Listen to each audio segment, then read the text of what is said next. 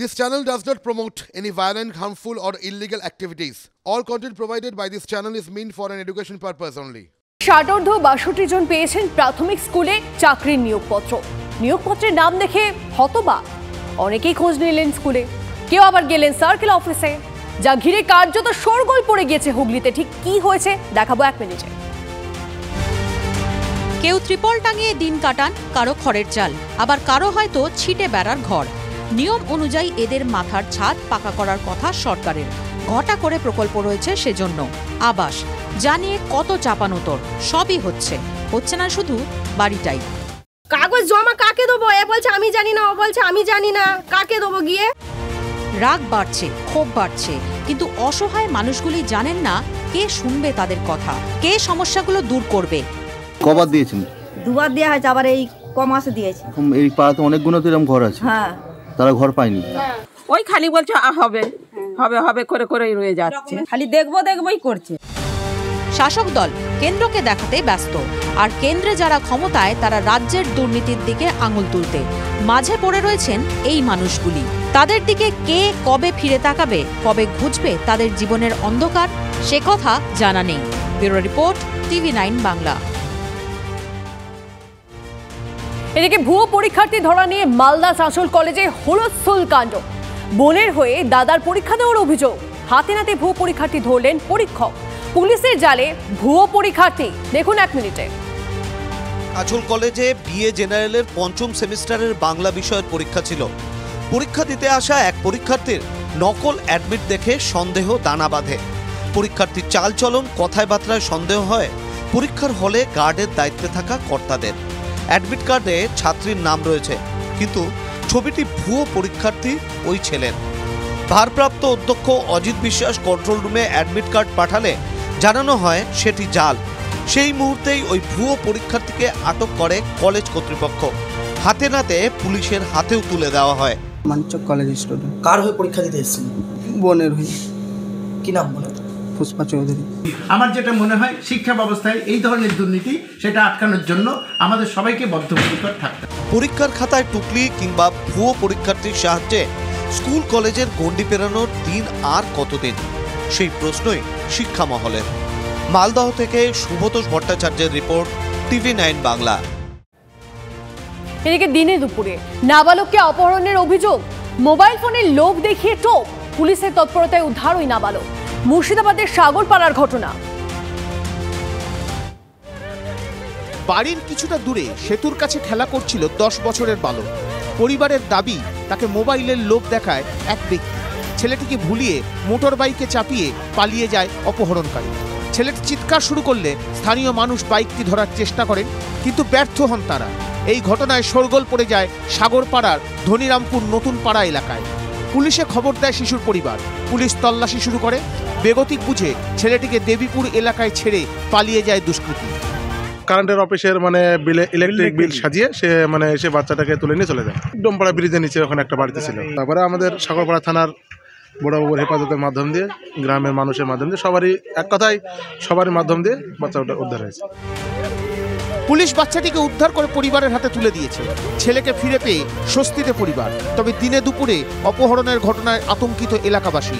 মুর্শিদাবাদ থেকে কৌশিক ঘোষের report, TV9 Bangla. এদিকে বাঁকুড়ার ওন্দায় খুনের ঘটনায় পুলিশের জালে এক। চিকন প্রেমের জেরে খুন বলে সন্দেহ পুলিশের, দেখুন 1 মিনিটে।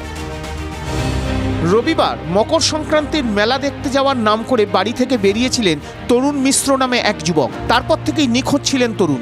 পরিবারের সদস্যরা সম্ভাব্য সব জায়গায় খোঁজাখুঁজি করেন। এরপর সোমবার রাতে স্থানীয় পুকুর থেকে তরুণের রক্তাক্ত মৃতদেহ উদ্ধার করে পুলিশ।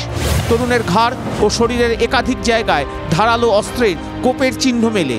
এই ঘটনায় চাঞ্চল্য ছড়িয়ে পড়ে ওন্দার মিশ্রপাড়া এলাকায়। তরুণের পরিবার স্থানীয় থানায় লিখিত অভিযোগ দায়ের করে। অভিযোগ পেয়ে তদন্ত শুরু করে ওন্দা থানার পুলিশ।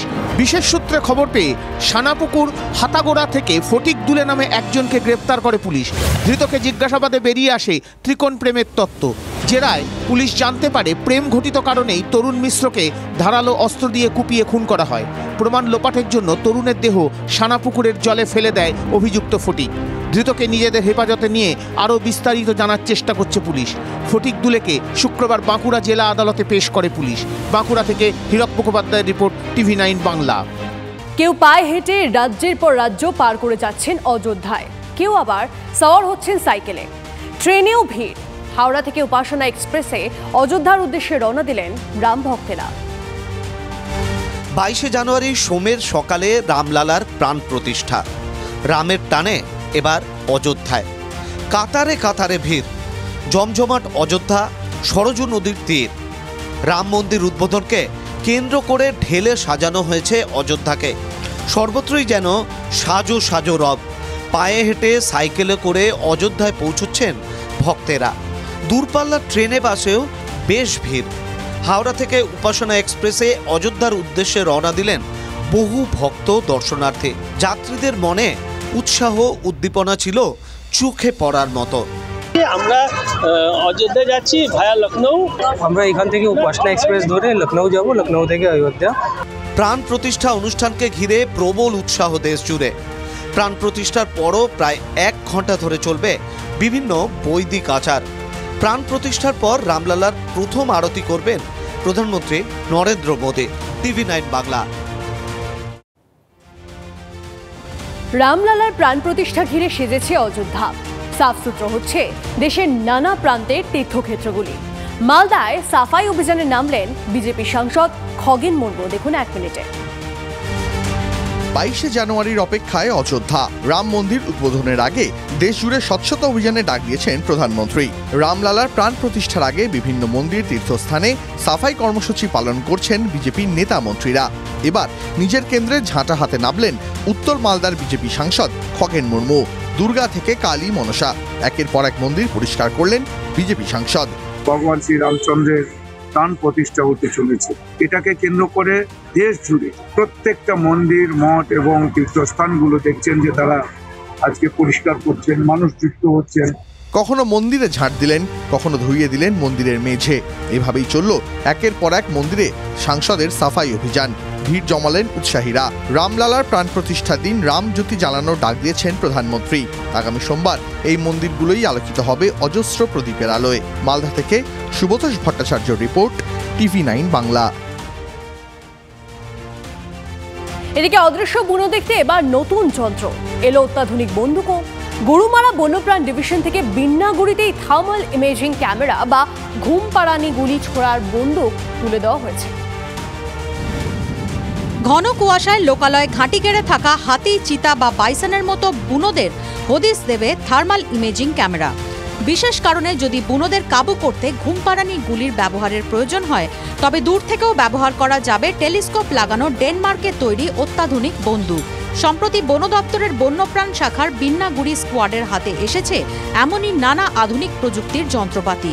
নতুন আমাদের এখানে ইন্ট্রোডিউস করা হয়েছে। আশা করছি আগামী দিনে এটা ইউজ। ড্রোন দেওয়া হয়েছে, যেটা বিভিন্ন সময় চা বাগান বা কোনো জায়গায় বা হাতি বা লেপার্ড স্প্রেইং হয়ে গেলে সেই জায়গাগুলোকে লোকেট করতে আমাদের সমস্যা হয়। সেদিক থেকে ড্রোনটা অনেক সুবিধাজনক হিসেবে হবে বলে আমার মনে হচ্ছে। ঘুমপাড়ানি গুলি ছোড়ার নয়া যে বন্দুকটি এসেছে সেটির রেঞ্জ 180 মিটার। অনেকটা স্নাইপার গানের মতো দেখতে বন্দুকটি, ব্যবহার করাও সহজ। নতুন প্রযুক্তির বন্দুক বনকর্মীদেরও সুরক্ষিত রাখবে বলেই বনকর্তারা জানাচ্ছেন। Bureau report, TV9 Bangla.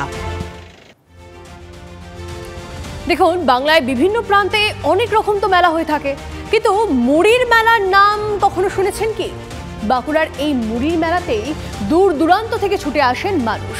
দ্বারকেশ্বরের চরে পরিবারের সঙ্গে রসনা তৃপ্তির জন্যই ভিড় জমান বাঁকুড়ার মানুষ।